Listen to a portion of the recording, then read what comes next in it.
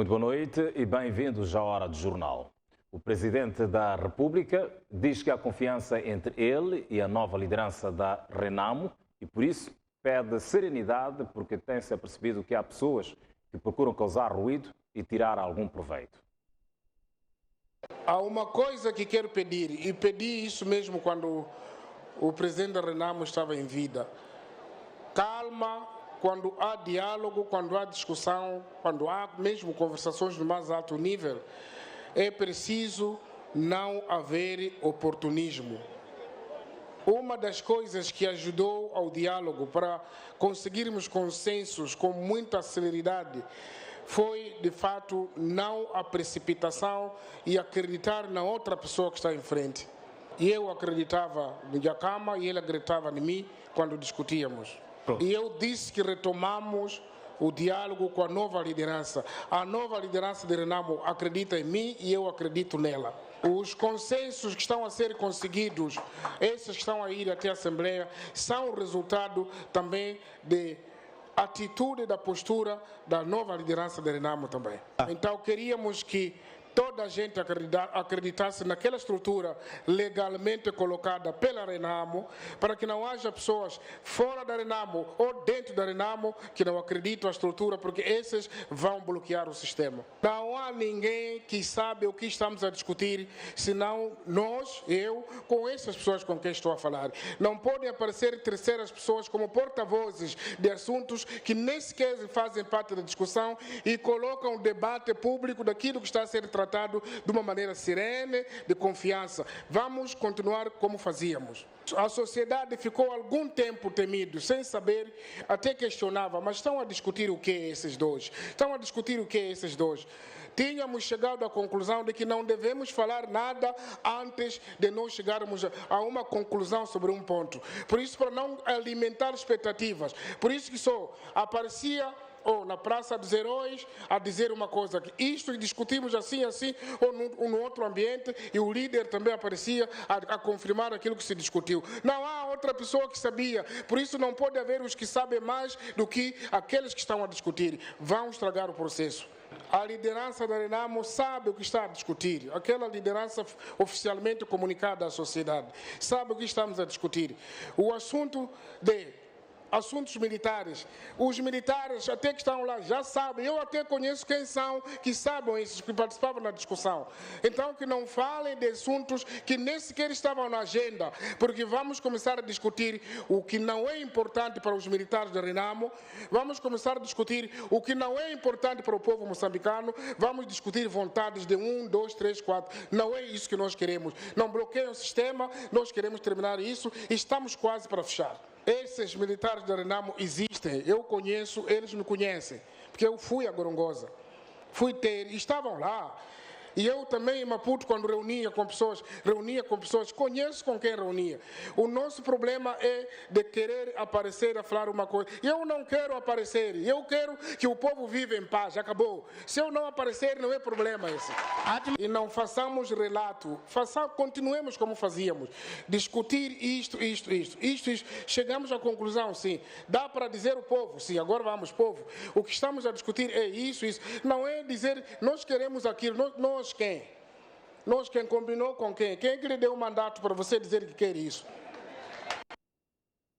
No comício popular que dirigiu esta tarde na localidade de Siluvo, no distrito de Inhamatanda, Filipe News pediu à polícia para combater afincadamente os chamados homens katana que têm estado a aterrorizar a população. Este foi o último comício dirigido por Filipe News na província de Sofala, no quadro da visita presidencial que realiza esta província desde segunda-feira.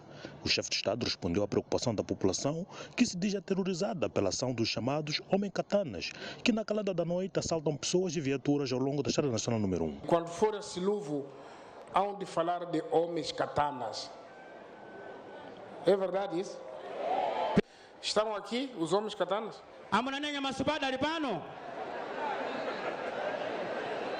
De dia são homens normais. À noite, em vez de andar com pés, anda com katanas, é isso? Comandante. Comandante provincial está aqui? O que é isso de homens katanas? Nós tomamos medidas. Têm visto aqui os agentes da polícia que têm feito incursões no período da noite, das 18 até as 4 horas. Vocês são testemunhas, não é verdade?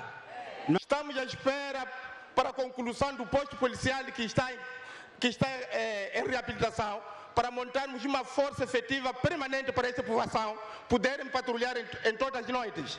O chefe de Estado pediu mais vigor à polícia, sob pena de tomar medidas sobre o comando das forças policiais. Se homens katanas são aí, eu disse para ser ele a falar, porque nós não vamos permitir. Esse é comandante para resolver problemas de malandros. Agora, se ele não resolver, ou se o chefe dele que está aqui não resolver, vamos tirar o chefe dele. Depois, esse que está aqui.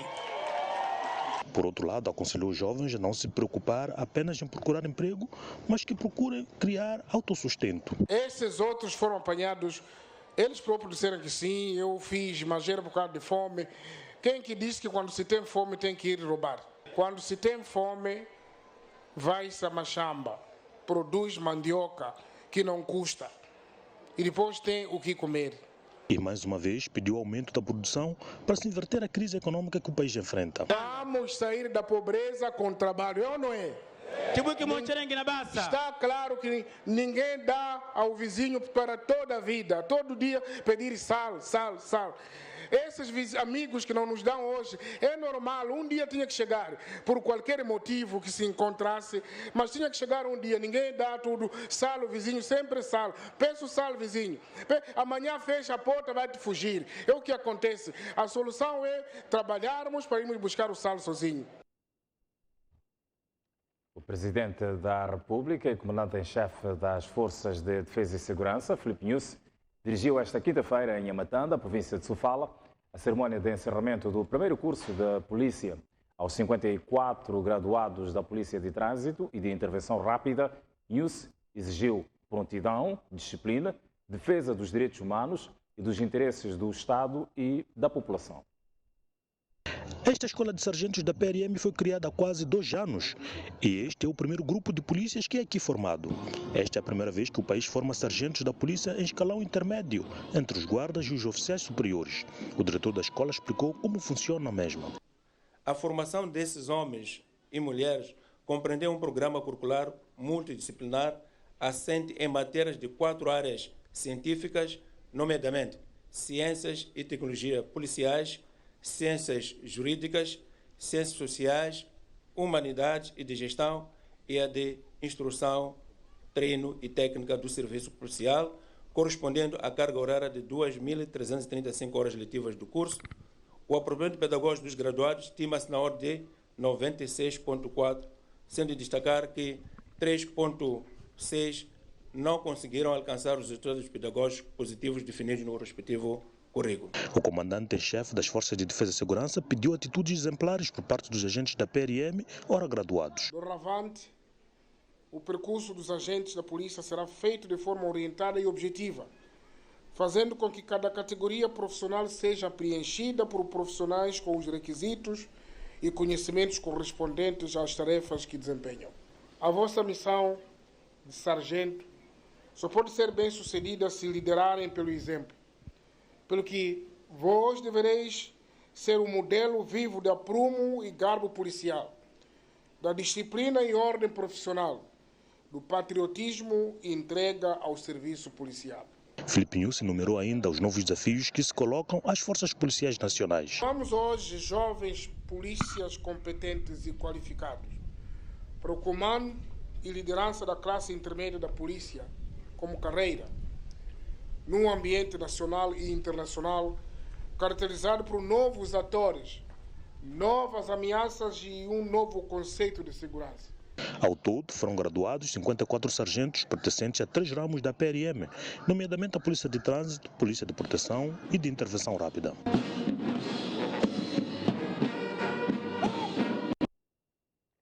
A Assembleia da República aprovou hoje em definitivo a revisão pontual da Constituição da República. Mais uma vez, os deputados foram consensuais na aprovação do instrumento legal que visa descentralizar a governação.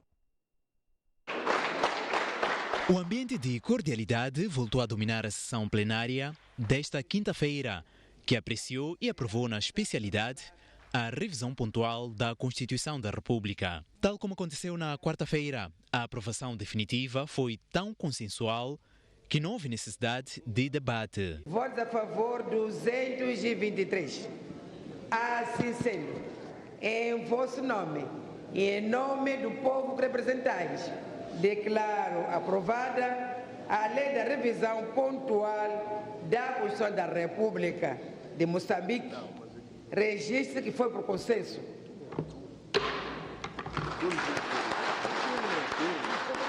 Coube a Edson Macuacua, presidente da Comissão dos Assuntos Constitucionais, Direitos Humanos e de Legalidade, apresentar as principais mudanças na Constituição da República, como é o caso da eleição do governador da província e do administrador do distrito. O administrador do distrito dirige o Conselho Executivo Distrital. 2. É eleito administrador do distrito, o cabeça de lista do partido político, coligação de partidos políticos ou grupo de cidadãos eleitores que obtiver maioria de votos nas eleições para a Assembleia Distrital. O administrador do distrito pode ser demitido pela Assembleia Distrital nos termos da lei. O presidente da primeira comissão do Parlamento explicou depois a jornalistas como será implementada a descentralização do poder.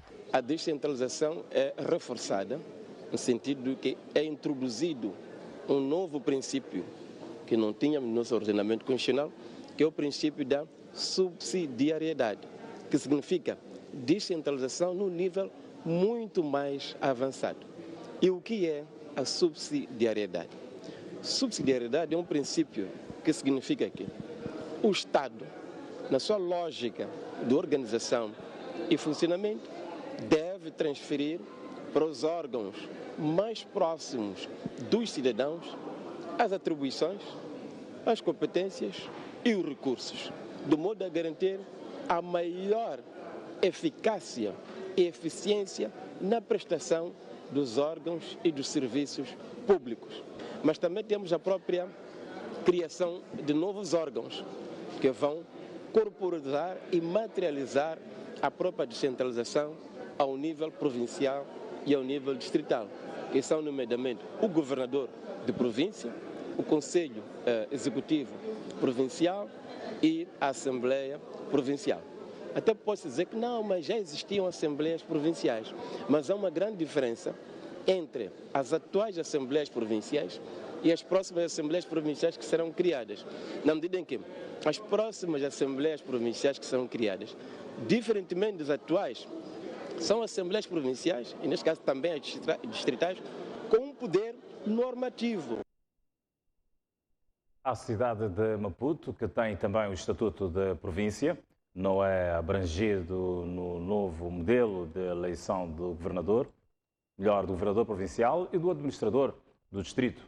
Segundo o presidente da primeira comissão do Parlamento, a capital do país tem um estatuto próprio e, a partir de 2019, deixará de ter um governador da província. A proposta de revisão constitucional que hoje foi aprovada remete a questão da cidade de Maputo para uma lei ordinária. O que neste momento está definido é que a cidade de Maputo terá um estatuto especial. Significa que o regime jurídico aprovado para os órgãos de governação descentralizada, provincial e distrital não será aplicável, portanto, à cidade de Maputo. O que teremos neste momento na cidade de Maputo é uma situação de um município, né? Portanto, com os órgãos, melhor dizendo, de uma autarquia, que neste caso é municipal, um município, com os órgãos municipais, e teremos um secretário do Estado que será nomeado pelo Presidente da República, né, para representar, né, o Estado e exercer as funções de soberania e as funções exclusivas do Estado ao nível desta jurisdição da cidade de Maputo. O nosso banco volta a estar no centro da polémica. O Banco de Moçambique demitiu a Comissão Liquidatária por incumprimento das obrigações da lei que regula o processo de liquidação administrativa das instituições de crédito e sociedades financeiras. Em comunicado divulgado esta quinta-feira, o Banco de Moçambique informa a demissão da comissão liquidatária, que tinha sido designada em novembro de 2016 pelo próprio Banco Central, na qualidade de regulador do Sistema Financeiro Nacional. No documento, o Banco de Moçambique fala do incumprimento das obrigações decorrentes da Lei nº 30/2007, de 18 de dezembro, que regula o processo de liquidação administrativa das instituições de crédito e sociedades financeiras, e comunica: a demissão da comissão liquidatária e que o pagamento das prestações em dívida por parte dos devedores continuará a ser efetuado na conta do nosso banco, sociedade em liquidação, domiciliada no Banco de Moçambique. E porque a decisão pode gerar agitação ou mal-entendidos, o comunicado esclarece que quaisquer dúvidas ou reclamações devem ser remetidas ao Departamento de Análise Macroprudencial do Banco de Moçambique, que funciona nas instalações do novo edifício do Banco Central. Quando foi intervencionado, o nosso banco tinha como PCA João Loureiro. Foi revogada a licença de exercício da atividade em novembro de 2016 e a consequente dissolução e liquidação por apresentar graves problemas de liquidez e de gestão. Uma decisão que foi vista na altura como uma mancha para o sistema financeiro. A partir do momento em que se sente que o sistema bancário não é o sítio seguro para depositar as poupanças, a tendência de muita gente será de ir aos bancos levantar efetivamente as suas poupanças.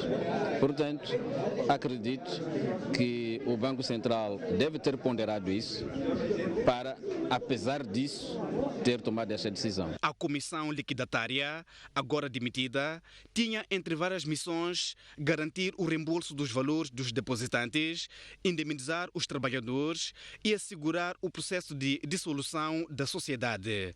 Até outubro do ano passado, a mesma tinha mais de 1 bilhão de meticais, fruto da venda de bens do nosso banco. Entretanto, o comunicado do Banco de Moçambique não detalha os motivos que levaram à demissão da mesma comissão. Uma fonte próxima ao processo de liquidação do nosso banco assegurou à STV que a comissão liquidatária está surpreendida com a decisão e está a trabalhar para dar uma resposta clara a todas as partes interessadas no processo nos próximos dias. Oradores do Seminário sobre Combate à Corrupção e Sustentabilidade defendem a educação como a melhor forma para prevenir este mal. O seminário esteve enquadrado nas comemorações do Dia de África, que se celebra amanhã. A Procuradoria-Geral da República aproveitou o lema das comemorações do Dia de África para trazer a debate um dos problemas com que tem sido confrontado a nível da função pública, a corrupção. E sobre a matéria, falou primeiro o pesquisador Grilo Lubrino, que referiu que de tão enraizada que está em Moçambique, muitos cidadãos não veem a corrupção como um problema real, mas apenas um discurso político. E dá um exemplo. Pergunta de primeira linha, que é feita quando informamos aos amigos e familiares que cessamos função.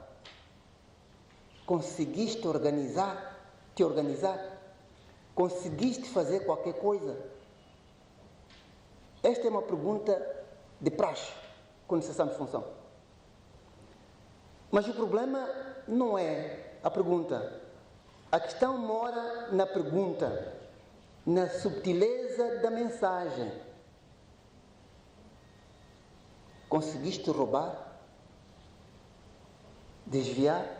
Etc, etc. O maior perigo, qualquer que seja a vontade política, será sempre órfão perante uma cultura corrupta. Dar exemplo não é a melhor forma de educar, é a única. Por seu turno, Didier Malunga, outro orador, defendeu que, ao invés de se multiplicar leis e instituições, a educação da sociedade e o reforço da probidade entre os funcionários públicos seriam mais eficazes no combate a este mal. Por mais que se aprovem normas, se criem instituições, se a prestação pública decorrente do que está acontecendo no dia a dia não mostra integridade, todos aderirão aos esquemas corruptivos. Aquela certidão que demora, o custo que não é claro, o recibo que não é emitido, a ostentação de riqueza do servidor público. Tudo isso faz com que toda a gente pense que só aderindo à corrupção é que tem a vida a andar. O Dia de África é celebrado este ano sob o lema "Vencer a luta contra a corrupção, uma via sustentável para a transformação de África". O Parlamento elegeu hoje Isaac Chande ao cargo de provedor de Justiça. O ministro da Justiça, Assuntos Constitucionais e Religiosos, foi eleito com 196 votos dos deputados, contra 23, conseguidos por Silvério Ronguane, que era também concorrente.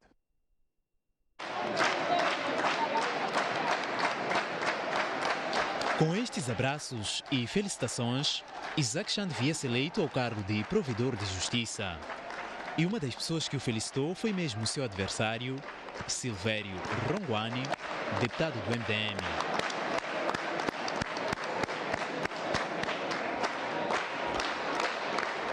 Isaac Chande foi proposto para o cargo de provedor de Justiça pela bancada da Frelimo e teve apoio da Renamo, esta que não apresentou nenhum candidato ao cargo. Chande teve 89,5% dos votos, devendo deixar o cargo de ministro da Justiça, Assuntos Constitucionais e Religiosos.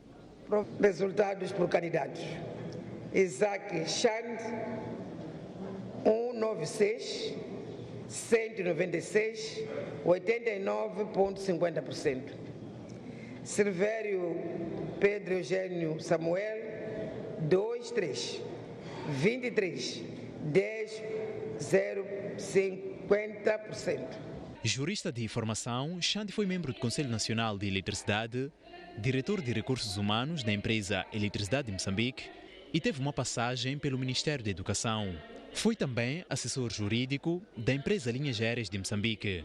Vai agora substituir José Abudo, primeiro provedor de justiça no país, devendo cumprir um mandato de 5 anos. Bom, desde logo é preciso vermos de que maneira que podemos atender melhor o cidadão que procura os serviços do provedor de justiça. Por outro lado, também temos que ver como é que vamos melhorar o sistema de coordenação com as outras entidades da administração pública. Porque, como eu disse, o provedor de justiça tem um poder persuasivo. Quer dizer, tem que perceber os problemas, tem que perseguir os problemas, tem que compreender e depois tem que produzir as recomendações relativamente a esses casos que lhe chegam. Então, creio que há muitos desafios no sentido de encontrarmos as melhores maneiras de servirmos melhor o cidadão. Além de aprovar a resolução que elege Isaac Chande a provedor de Justiça, a sessão plenária desta quinta-feira aprovou igualmente, na especialidade, a revisão da lei que cria o Código de Registro Civil, o que abre espaço para a introdução do sistema eletrônico no Registro Civil. Os deputados aprovaram também a resolução que ratifica o Tratado das Nações Unidas sobre o Comércio de Armas, cuja finalidade é combater a venda ilegal de armas. Moçambique acolhe de 7 a 9 de junho a Conferência Internacional de Turismo, baseado na natureza. O evento anual de escala mundial visa promover e debater os desafios do turismo baseados na conservação da biodiversidade. Trata-se de uma das maiores conferências globais sobre a conservação da vida selvagem e vai permitir ao país partilhar com o mundo o rico património natural que possui nas suas áreas de conservação e criar investimentos turísticos através de parcerias público-privadas. O maior ganho que nós vamos ter como país é poder também aprender de outras experiências nesta componente de turismo baseado na natureza. Tem países que estão avançados nestas experiências. O segundo ganho que nós vamos ter é que também será uma oportunidade de investimento, porque nós já temos no nosso país áreas de conservação, portanto parques e reservas devidamente identificados e que podem atrair investimentos para o país. Estes investimentos, atraindo os investimentos para o país, nós temos mais 2 ganhos. O primeiro ganho é que nós vamos ter receitas para o nosso país. Vamos gerar receitas a partir do investimento nas áreas de conservação. E o segundo grande ganho é que as parcerias de cogestão, as parcerias de turismo baseado na natureza, elas desenvolvem bastante as comunidades. Na conferência será apresentado ainda o plano estratégico do governo de atração de investimentos para o setor do turismo, como forma a permitir a massificação das áreas de conservação. E neste fórum nós vamos apresentar uma brochura que contém sistematizada informação sobre os nossos parques e reservas e o potencial que já existe lá. Há todo um quadro, todo um ambiente que nós já criamos em alguns parques específicos que permite que estes investidores possam, portanto, se interessar e desenvolver, portanto, o nosso país a partir do turismo baseado na natureza. A conferência, coorganizada pelo Ministério da Terra, Ambiente e Desenvolvimento Rural, Ministério da Cultura e Turismo e Ministério do Mar, Águas Interiores e Pescas, vai reunir figuras de alto nível, decisores políticos, especialistas em turismo, parceiros de cooperação, entre outros.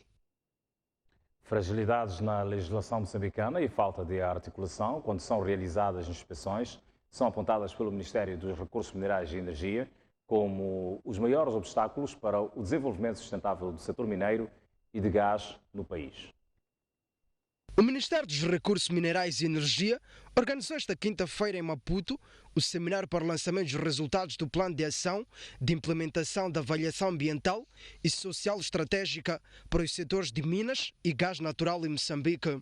O plano tinha como objetivo identificar possíveis lacunas legislativas e políticas que possam obstruir o desenvolvimento sustentável do setor de Minas e Gás Natural no país.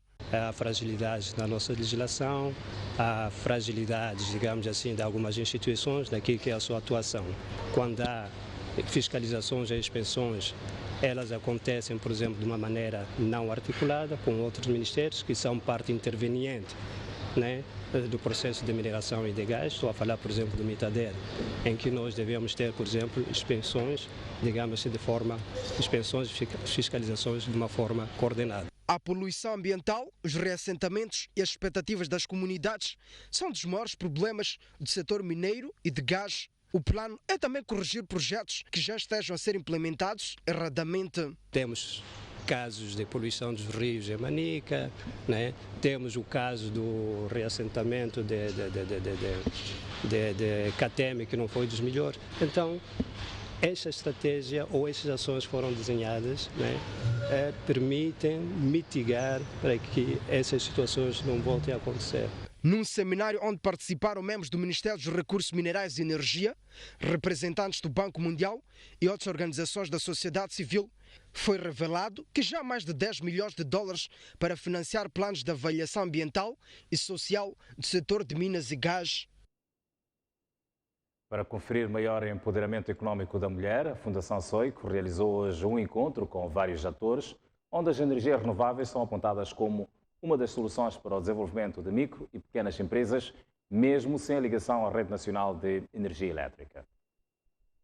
Grande parte das populações moçambicanas vive nas zonas rurais, onde a rede nacional de energia ainda não chega. Mas a Fundação Soico, em parceria com a Tecnoserve, entende que este não pode ser um fator de impedimento para o desenvolvimento de micros e pequenos negócios pelas mulheres. Por isso, organizou esta quinta-feira um workshop visando uma reflexão sobre a utilização de energias renováveis. Então pensamos que as energias renováveis é um setor que deve ser abordado para se fazer o seu diagnóstico, para se falar nos seus desafios e nas oportunidades que existem, para daí serem recomendações. Mas há desafios que ainda estão a ser enfrentados, mesmo no acesso às energias alternativas.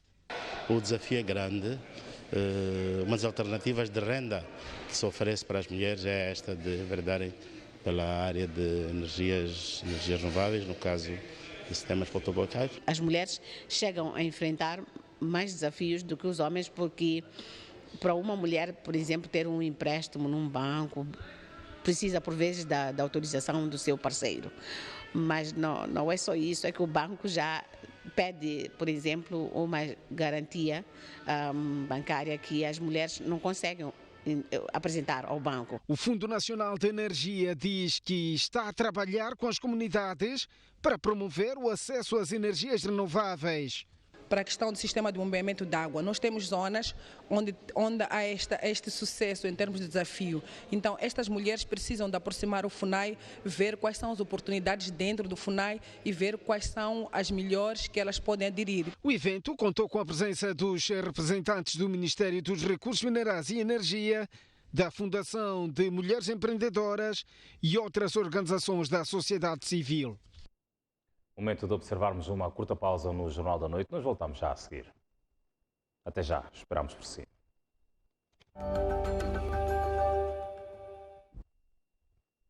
Seguimos com as notícias no Jornal da Noite. Moçambique precisa de mais de 8 milhões de meticais para a implementação do Plano Nacional de Investimento para o setor agrário. A informação foi hoje avançada pelo Ministério da Agricultura e Segurança Alimentar durante um encontro com os parceiros de cooperação. O Plano Nacional de Investimentos para o Setor Agrário, PNISA, tem como principais objetivos aumentar o crescimento agrícola, reduzir a malnutrição e o número de pessoas afetadas pela fome através de iniciativas que fomentam a agricultura, pecuária e pesca. O plano teve a sua primeira fase de 2013-2017 e o governo vai lançar a sua segunda fase, que vai de 2018-2019. O orçamento para a extensão do nosso documento PNISA é de cerca de 22 mil milhões de meticais. Olhando para aquilo que é a previsão do nosso cenário fiscal de médio prazo, poderá ser disponibilizado para os próximos anos, e o orçamento que nós temos este ano como ministérios, vamos garantir uma cobertura como governo de cerca de 14 mil milhões de meticais e temos um déficit na ordem de 8,8 milhões de meticais. Para garantir que o déficit seja superado, o Ministério da Agricultura e Segurança Alimentar reuniu-se com os parceiros de cooperação para discutirem formas de investimentos. Esta versão reestruturada do PNISA, com metas e indicadores revistos, é relevante para todos nós, os parceiros de desenvolvimento, pois fornece uma plataforma para alinhar melhor os nossos programas de apoio ao setor. O PNISA garantiu a cobertura das áreas mais relevantes do setor agrário, nomeadamente a disseminação de variedades de culturas e raças melhoradas, a gestão de recursos naturais e o fortalecimento do agronegócio. O PNISA é implementado pelo Ministério da Agricultura e Segurança Alimentar em coordenação com o Ministério da Terra, Ambiente e Desenvolvimento Rural e o Ministério da Indústria e Comércio. A Universidade Pedagógica manteve amanhã desta quinta-feira um encontro com várias entidades e parceiros de cooperação para apresentar a sua carteira de projetos e angariar novas parcerias de financiamento. Juntaram-se na manhã desta quinta-feira várias entidades, dentre elas representantes de ministérios, embaixadas e diretores das faculdades da Universidade Pedagógica, para um encontro cujos objetivos eram a apresentação das atividades da UP e a possibilidade de novas parcerias para financiar projetos. Os projetos apresentados consistem no financiamento de pesquisas, sistemas de gestão de escolas secundárias, unidades móveis de computadores e acesso a ferramentas de informação e comunicação. A meta continuará sendo a redução do uso de papel e a adoção das tecnologias de informação e comunicação como componentes obrigatórios no ensino, na pesquisa e na extensão. Nós estamos conscientes de que a atuação em parceria constitui um requisito fundamental e básico para que esta visão para o futuro se concretize a curto, a médio e longo prazos e produzam resultados visíveis. De referir que a Universidade Pedagógica conta com um universo de 52 mil estudantes em todo o país. Está cancelada a primeira ou a cimeira histórica entre o presidente norte-americano Donald Trump e o líder norte-coreano Kim Jong-un, que já estava inicialmente agendada para 12 de junho em Singapura. A decisão foi de Donald Trump, que condenou as recentes declarações de hostilidade de Kim Jong-un. O inesperado aconteceu. O presidente norte-americano, Donald Trump, e o líder norte-coreano, Kim Jong-un, não vão mais se encontrar como se havia previsto no dia 12 de junho, em Singapura. Trump foi quem desmarcou a cimeira histórica por meio de uma carta da Casa Branca.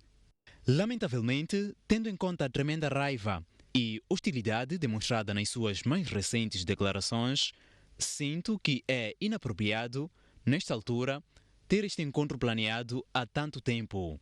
A desmarcação deste encontro entre os dois líderes, que visava devolver a paz à Península Coreana e garantir mais segurança ao mundo através da desnuclearização da Coreia do Norte, ocorre num dia em que o regime de Pyongyang destruiu as instalações nucleares perante jornalistas estrangeiros, como gesto da sua vontade de desnuclearizar-se. Todavia, Trump mostrou-se aberto para reconsiderar a sua decisão, caso Kim Jong-un apresente uma ideia melhor. O regime de Kim Jong-un havia ameaçado suspender a cimeira, criticando Estados Unidos e Coreia do Sul por continuar a conduzir ensaios militares na Península Coreana e por Trump exigir a desnuclearização unilateral da Coreia do Norte. Terminaram sem sucesso as negociações de paz para acabar com a guerra civil no Sudão do Sul, que já matou dezenas de milhares de pessoas. A informação foi partilhada pelo Grupo Regional da África Oriental, que, desde o ano passado, tem procurado uma solução para salvar o acordo de paz do Sudão do Sul, obtido em 2015. A paz voltou a estar ameaçada no Sudão do Sul, depois da Autoridade Intergovernamental para Desenvolvimento ter anunciado que as conversações para o fim da guerra civil no Sudão do Sul fracassaram.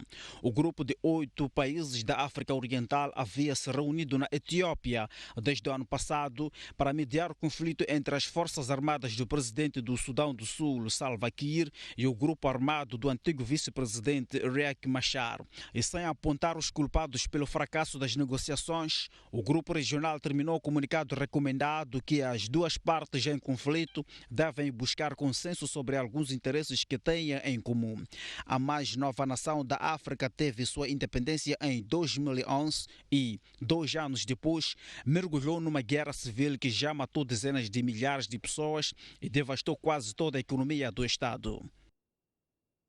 Momento para mais uma breve pausa, mas antes, a previsão do estado de tempo para as próximas 24 horas no país, um dia em que Tete poderá ser a cidade mais quente, vai ter máximas de 32. Maputo poderá ter máximas de 30 graus, mínima de 18, dia ensolarado. Igual temperatura para a cidade de Xai-Xai, com dia ensolarado, 30 de máxima, 19 de mínima. Para Inhambane, uma máxima esperada de 29 graus Celsius, mínima de 20 graus. Beira poderá ter uma máxima de 29 graus Celsius, mínima de 20, e algumas nuvens. Também nuvens para Chimoio, com uma máxima prevista de 27 graus Celsius, mínima de 15 graus. 31 de máxima para Quelimane, dia quente, uma mínima de 20 graus. Tete poderá ser a cidade mais quente do país, com uma máxima esperada de 32 graus Celsius, mínima de 22. Para Nampula, a previsão de 29 de máxima, 20 de mínima. Também 29 de máxima para Pemba, 20 de mínima. E Lixinga, num dia mais fresco, 25 de máxima, 13 de mínima. Esta previsão do tempo é-lhe oferecida pela Índico Seguros. Seguimos com as notícias e agora olhar sobre o desporto. A Politécnica e o Costa do Sol jogam sexta-feira, às 20 horas, no pavilhão da primeira equipa, jogo da 4ª jornada da 3ª volta da Angel Maputo Basket em seniores masculinos. Em femininos, o Ferroviário Maputo com a Politécnica será outro jogo e os 2 jogos serão transmitidos na STV Notícias. 3 semanas depois de terem protagonizado um jogo disputado até o limite e marcado por troca de mimos entre atletas, no qual os caneirinhos venceram por 73-60, Costa do Sol e a Politécnica voltam a travar argumentos na quadra do pavilhão da 2ª formação. Equilibradíssimo, este embate revelou-nos uma Politécnica combativa e a reclamar o estatuto de 2ª melhor equipa na capital. Certo mesmo é que está em disputa o 2º lugar da fase regular da Angel Maputo Basket, campeonato da cidade de seniores masculinos. O que nos resta agora é trabalhar, não parar de trabalhar até atingirmos a meta do clube e do grupo de trabalho. Todo atleta sonha em ganhar, em ser o primeiro lugar, esse é o objetivo, acredito todos nós. Daqui para frente vamos lá trabalhar, como sabemos os playoffs vêm aí, então vamos continuar a trabalhar para que possamos ganhar os próximos jogos e atingirmos uma boa posição para a próxima fase. Antes, às 18h15, o Ferroviário de Maputo procura manter a sua invencibilidade em seniores femininos, diante da Politécnica, 4º classificado com 6 pontos. Já no sábado, o líder da fase regular, Ferroviário de Maputo, joga às 18 horas com o seu homónimo das Maotas. É um jogo entre o detentor do troféu e uma equipa jovem e renovada que no ano passado, competindo com o nome de Ferroviário B, ficou em terceiro lugar na Engine Maputo Basket. Este ano tem ambições de disputar a final. O jogo tem transmissão na STV e STV Notícias. A abrir esta ronda de sábado, o Costa do Sol, finalista vencido do ano passado, defronta o Machaquén no embate entre equipas com estruturas diferentes. O presidente da Federação Moçambicana de Futebol, Alberto Simango Júnior, irá supervisionar jogos do Campeonato do Mundo de Futebol, prova que terá lugar de 14 de junho a 15 de julho na Rússia. Simango participará igualmente do Congresso da FIFA, que terá lugar a 13 de junho. Em maio de 2017, Alberto Simango Júnior foi nomeado para a Comissão de Apelo da FIFA no decurso do 67º Congresso do Organismo Reitor do Futebol Mundial, realizado em Bahrein. Um órgão, na realidade moçambicana, correspondente ao Conselho Jurisdicional, que irá supervisionar os jogos do Campeonato do Mundo de Futebol e analisar decisões de caráter disciplinar caso hajam recorrências. É nesta condição que irá supervisionar jogos do Mundial. É um programa intenso que vou ter que seguir para ir de um lado para o outro no âmbito da comissão que eu pertenço ao nível da FIFA, para fazer a supervisão, o acompanhamento dos jogos e, eventualmente, ter que acompanhar alguns processos, alguns problemas que eventualmente possam surgir ao longo da competição. Nós teremos lá um escritório onde todos os casos serão reportados e, caso haja necessidade, podemos ter reuniões de emergência para dirimir determinados casos específicos. Um dos 2 africanos da Comissão de Apelo da FIFA e único moçambicano a fazer parte deste órgão mundial, Simango, diz ser um orgulho para Moçambique e espera que esta posição traga benefícios para o futebol moçambicano.